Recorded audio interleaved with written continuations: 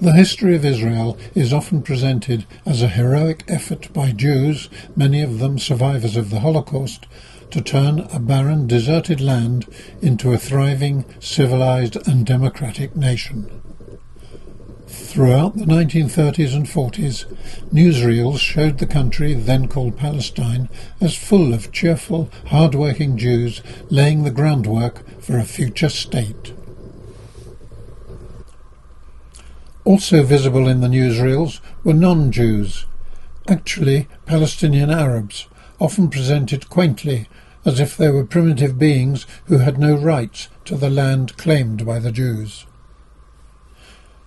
In fact, as the British who ran Palestine after the First World War knew very well, the Palestinians were by far the majority in the country and looked on bewildered by claims that their state should be handed over to world Jewry, many of whom didn't want to come there anyway. Eventually, the British realised that the Jewish political movement known as Zionism would stop at nothing to take over Palestine, but by then it was too late for them to do anything about it, and they abandoned the country, hastened on the way by Jewish terrorism. The vacuum created led to a war in which a well-supplied Jewish army attacked the indigenous inhabitants whose land they wanted to take over.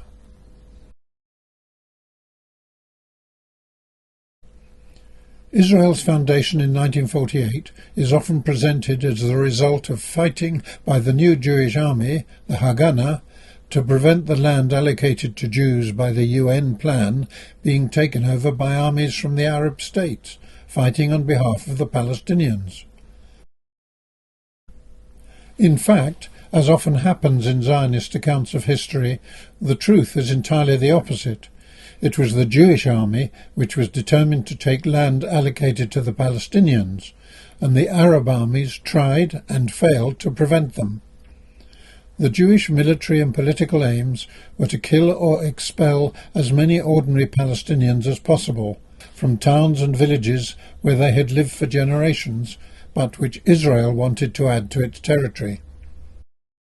As this film will show, to achieve that aim, even after the State of Israel was declared, the new government of Israel behaved like terrorists, carrying out massacres and atrocities, many of which have been concealed for over 70 years. The narrative of the Israel-Palestine dispute hinges on the depiction of Palestinians as terrorists and Israelis as defenders of their state. Palestinians are called Nazis, and accusations of Israeli crimes are called anti-Semitic. Many Israelis see all Palestinian lives as worthless. One Israeli TV journalist said in early 2025, "Every trace of the murderous mutations in Gaza must be erased, from delivery rooms to the last elderly person in Gaza." Israel's case to the rest of the world is carefully managed to present a lopsided narrative, Palestinians bad, Jews good, through an active propaganda network called the Israel Project, issued to embassies and pro-Israel organizations so that they can present a false view of the conflict. Instructions for how to denigrate Palestinians and emphasize the saintliness of Israel are contained in handbooks like this, not published generally, but restricted in distribution. And at the centre of the Jewish justification for taking over Palestine is the Holocaust.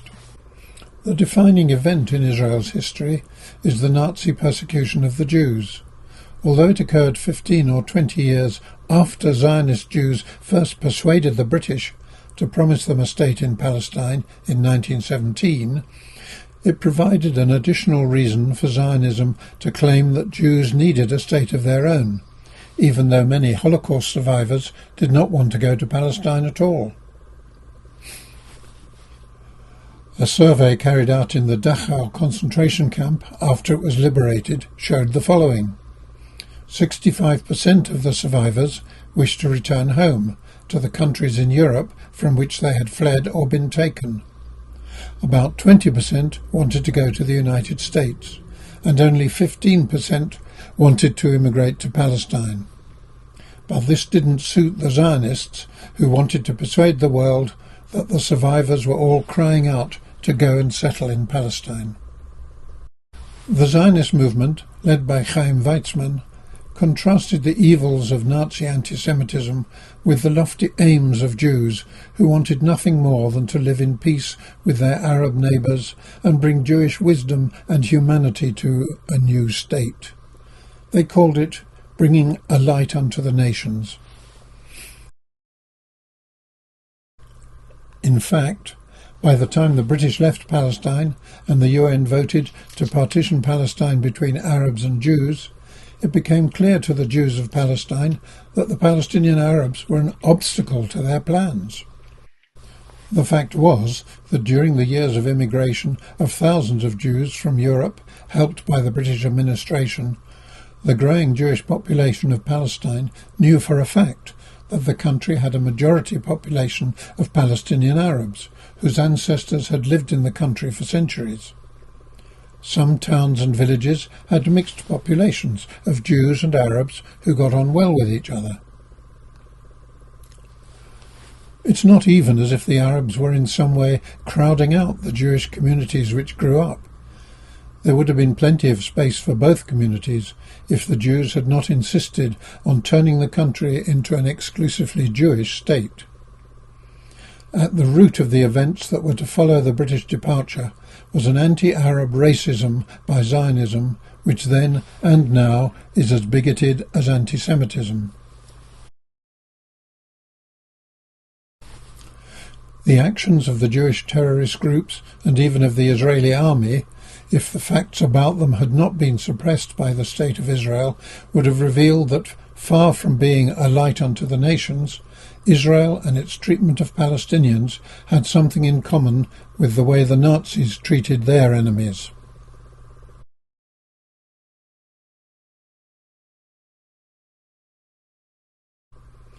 Two incidents from the 1940s illustrate this. One was carried out by German soldiers, the other by Israeli ones. They show remarkable similarities in the inhumanity portrayed by the participants. Two communities suffered massacres in which hundreds of men, women and children were killed by soldiers for no reason other than revenge. In both places, citizens took refuge in a sacred building. In both places, soldiers made no attempt to spare the innocent. In both places, the inhabitants fled or were expelled, and the buildings which were destroyed were left as ruins. Here is the story of Community A. On the 10th of June, the village was sealed off and everyone ordered to assemble in the village square. The women and children were locked in the sacred building and the village was looted. The men were led away to be shot in the legs and then burned. 190 of the men died. The sacred building was set on fire and 452 women and children burned to death. The attackers later said that the people were murdered because they supported hostility to the attacking army. Here's the story of Community B. On the 11th of July, the community was stormed by a battalion of soldiers. In under an hour, dozens of men, women and children were shot dead. Hundreds of citizens were confined to the sacred building in the centre of the community. The following day, soldiers threw hand grenades into some of the houses, and an anti-tank shell was fired into the sacred building. It is estimated that about 200 people sheltering in the building, including women and children, were killed, and another 200 or so in the rest of the community. The attackers later said that the people were murdered because they supported hostility to the attacking army. One of these atrocities was carried out by the Nazis in 1944, the other by the Israeli army in 1948. Today, the site of the Nazi massacre, a village in France called Oradour, consists of ruins of the original village. The site of the Israeli massacre is a downtrodden area in the middle of the former Arab town of Lydda. What do these parallel stories show? Only one thing, that the Nazis did not have a monopoly of inhuman and criminal behaviour. Israel should not get a free pass to kill Palestinians because of its history or its religion. No massacre of innocents is more justified than any other. The Nazi regime faced retribution at the Nuremberg war trials. The Israeli soldiers who carried out the Lida massacre and many similar ones against the Palestinians are often treated as heroes. To get a sense of how an Israeli who massacres Palestinians is fated, you only have to look at Baruch Goldstein, a New York Jew who emigrated to Israel and shot to death Palestinian Muslims while they were at worship at a mosque in Hebron.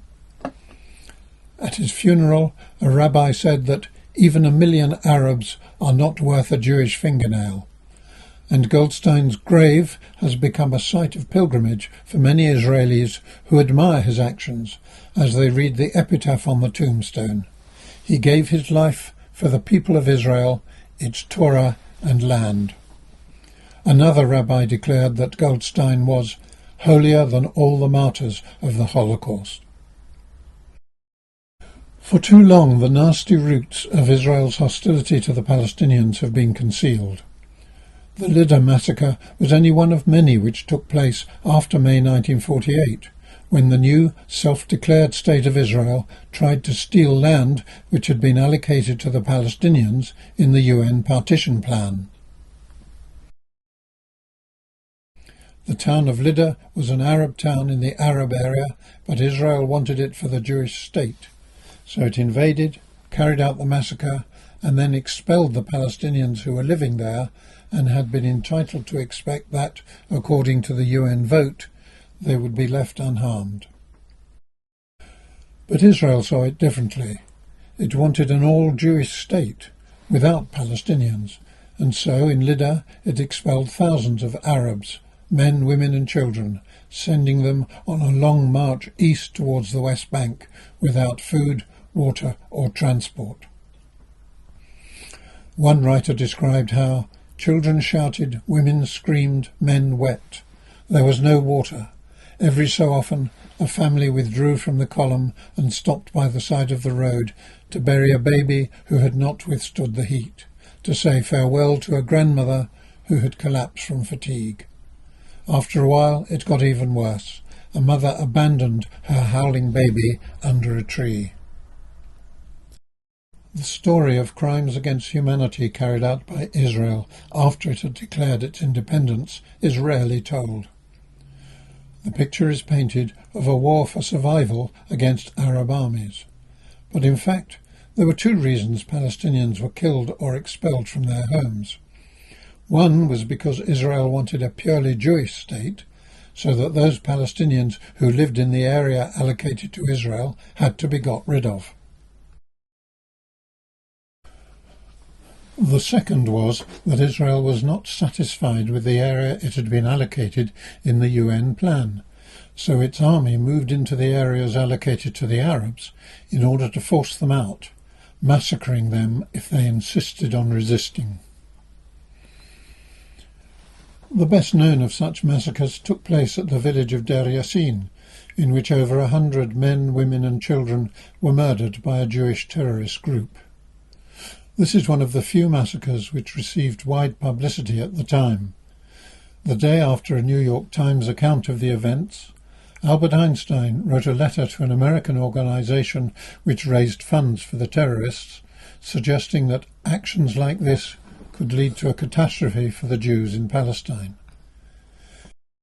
But Deir Yassin was not unique, far from it. For example, 7 months after Deir Yassin, when the new so-called democratic state of Israel had been established, an even worse massacre took place at a village which, like Deir Yassin, was allocated to the Arabs in the partition plan. Dawayme was a village in the south of Palestine, founded more than 1,000 years ago. On October 28th, the village was surrounded by Israeli troops who wanted to expel the 6,000 inhabitants further east towards Jordan. When the inhabitants refused to leave, the soldiers started shooting indiscriminately. Many of the villagers sought shelter in the mosque or a nearby cave. The following day, the village Mukhtar visited the mosque and the cave and counted 455 people killed. An Arab woman with her newborn baby was made to clean the place for a couple of days, and then they shot her and the baby. Some of the Israeli soldiers taking part gave eyewitness accounts of rape, child murder, and blowing up of inhabited houses. It seems that, like Deir Yassin, part of the purpose of these massacres was to terrify Palestinians into leaving their ancestral homes, so that Israel could have an Arab-free state, rather as the Nazis sought to free Germany of Jews. One Israeli historian, who has defended genocide as necessary for Israel's survival, quoted a soldier who had been present at the massacre. Cultured officers had turned into base murderers, and this not in the heat of battle, but out of a system of expulsion and destruction. The fewer Arabs remained, the better. This principle is the political motor for the expulsions and the atrocities.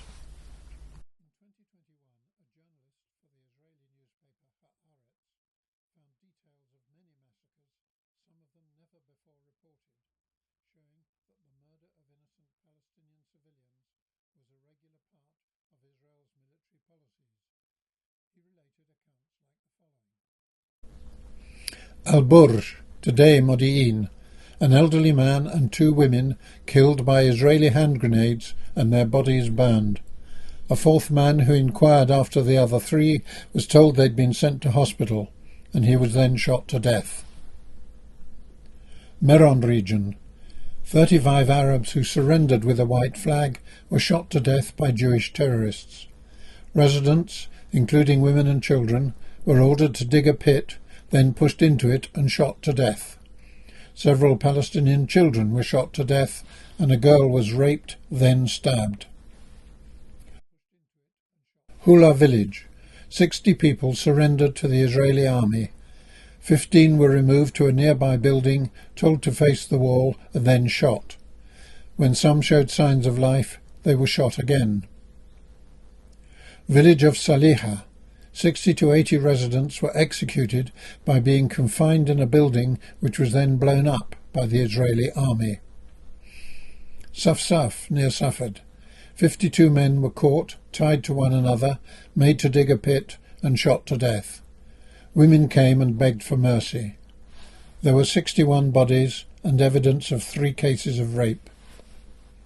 Village of Reine, near Nazareth. 14 Arabs killed. They were seized next to the village, accused of smuggling, taken to the village and murdered. Their families claimed the victims had also been robbed of a lot of cash. Village of Lubia. An IDF unit murdered an elderly Arab woman who remained behind during the conquest of the village. One of the soldiers later reports,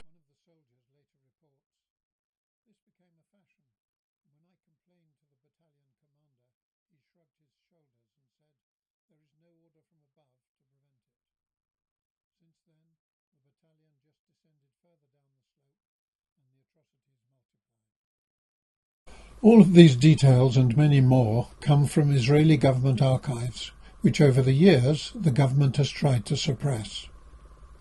In one meeting of Israeli cabinet ministers in November 1948, a few of the ministers expressed outrage at what they were now learning, even though it was official Israeli policy. Chaim Moshe Shapira.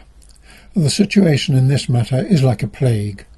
Today the committee heard one witness, and I buried my face in my hands in shame and disgrace. In my opinion, all our moral foundations have been undermined. Aharon Zisling. I couldn't sleep the whole night. I felt that something was being done that was affecting my soul, the soul of my home, and the soul of all of us here. I could not imagine where we had come from and where we are going. David Remes. We have slid down a terrible slope. If there are deeds like these, and they are recurring in quite a few places, they are undoubtedly horrific to the point of despair. These deeds remove us from the category of Jews and from the category of human beings altogether. Precisely on these grave matters we have been silent to this day. The journalist who did this research wrote in 2023 of the last comment, "It is so close to the words the Israeli Defense Minister Yoav Gallant was to utter 75 years later, describing the Palestinian fighters as human animals." He went on, "Any atrocity Israel describes today among the actions of Hamas on October 7th, 2023 can be matched with an atrocity carried out by Jews in 1947-8. And I have to point this out. The hatred of Arabs that must have been in the hearts of the Jews who massacred and raped in 1948 seems comparable to what we can infer about the hatred of the SS and the Gestapo for their victims as they carried out similar massacres." Remember, this is an Israeli journalist making this comparison, not a rabid anti-Semite. When Palestinians in the past have made similar comparisons, they have been ignored or condemned as liars. The massacres of hundreds of Palestinians, the expulsions of hundreds of thousands more, and the destruction of over 400 villages left a legacy of animosity which has survived until today among the exiled children, grandchildren and great-grandchildren of those who were killed or displaced.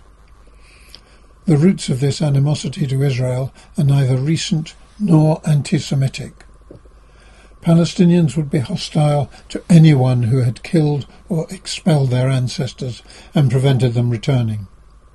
What's more, these villages often no longer exist except as ruins.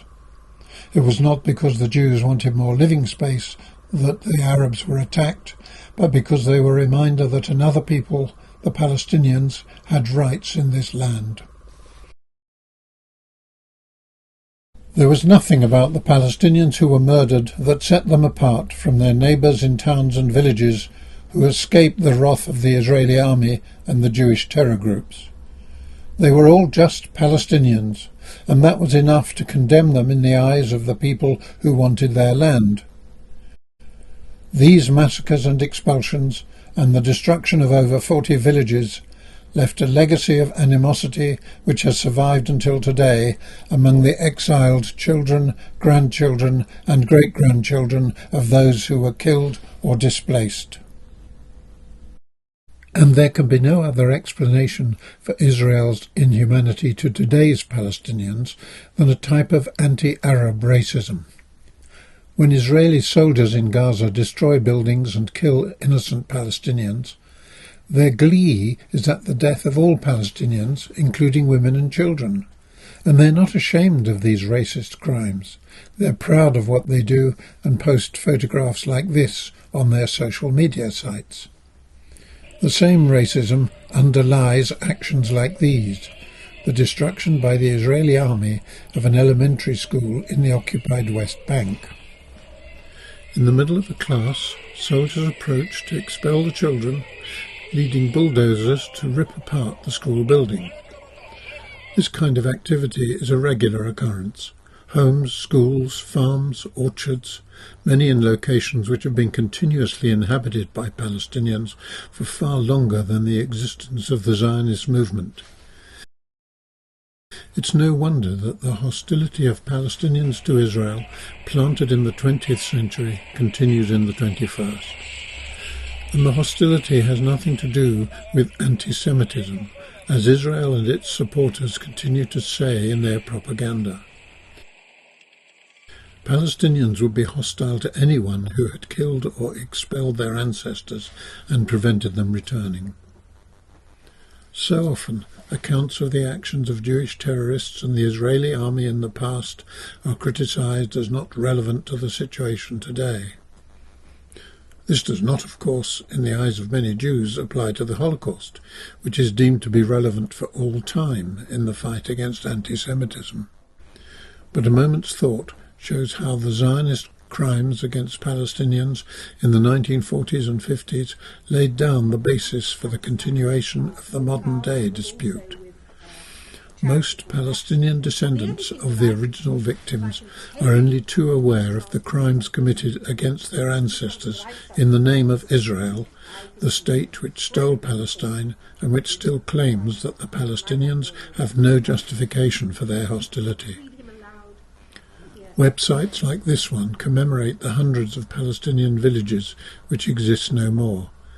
Photographs of the sites of these villages show only ruins, surrounded perhaps by the cactuses which used to be planted like a security fence around the village boundary.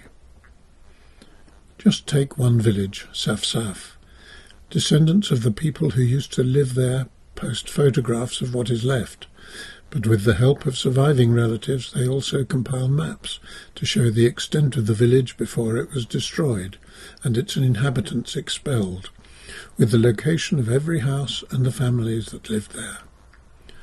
The descendants of those who survived the massacre here are now scattered in their thousands in exile all over the world, and are unlikely to forget the crimes that were committed against their ancestors and against thousands of other Palestinians.